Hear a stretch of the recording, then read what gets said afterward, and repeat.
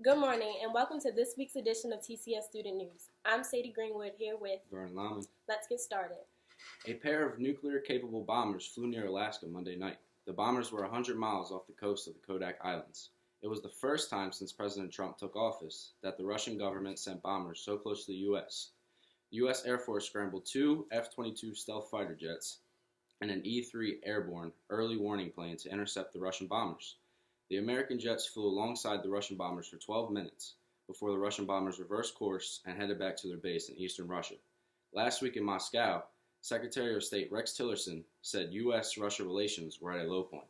This military action just goes to show the tension between these two nuclear-capable nations.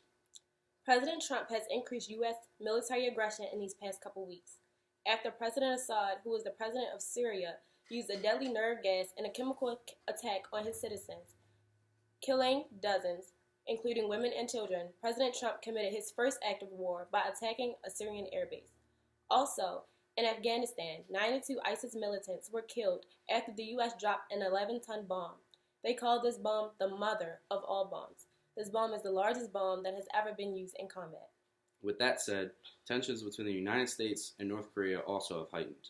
North Korea has threatened to launch merciless military strikes against the U.S. if the U.S. continues to practice military exercises with South Korea. The United States has responded with a threat of a preemptive strike. The Chinese military is also preparing for a potential North Korea contingency. Experts say the Chinese Air Force, land attack, cruise missile-capable bombers were put on high alert. The American Academy of Sleep Medicine says schools should not begin before 8:30. Vernon, what do you think about this? What time would you like to come to school? I say around 9 o'clock, maybe 9:15, 9:45. The later the better. I think 9:45 is reasonable. I'm pretty sure no high school student will object to that. Maybe the teachers will, including ours, but I'm 100% certain that no high school student will object. But back to the story. There has been a link to early start times to car accidents, depression, and poor academic performance. It has been proven that later school starting times aid peak alertness and performance, while earlier school starting times make it harder for students to get enough sleep on school nights, causing chronic sleep loss during the school week. In conclusion, the more sleep, the better our school performance is. And no, going to bed early doesn't count.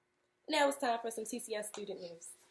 We're back from spring break, and we are eager to get back to our old routine.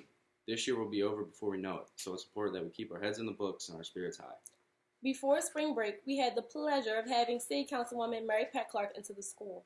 She talked about the different kinds of bills that are up for debate in City Hall. She explained to us why the $15 minimum wage bill was turned down, and even the sorts of things that she does to help the people in her district. If you need your streets plowed, call Mary Pat. If your rent is too high, call Mary Pat. If the trash man forgot to take your trash out again, or if someone just happened to steal your nice green trash can, call Mary Pat. Thanks, Ms. Mary Pat, for coming to the school to speak with us. It is always a pleasure. Lastly, Felicie, who is also my mentor, paid a visit to the school. Felicie talked about her mission work in Hanoi, Vietnam. Felicie went with some co-workers from the University of Maryland, where she works, to provide medical care to low-income families in Vietnam. She also paid a visit to Thailand while on her mission. Thank you, Felicie, for coming in and sharing your experiences with us. Well, that about wraps us up. Thank you for tuning in to this week's edition of TCS Student News. We hope to see you next week.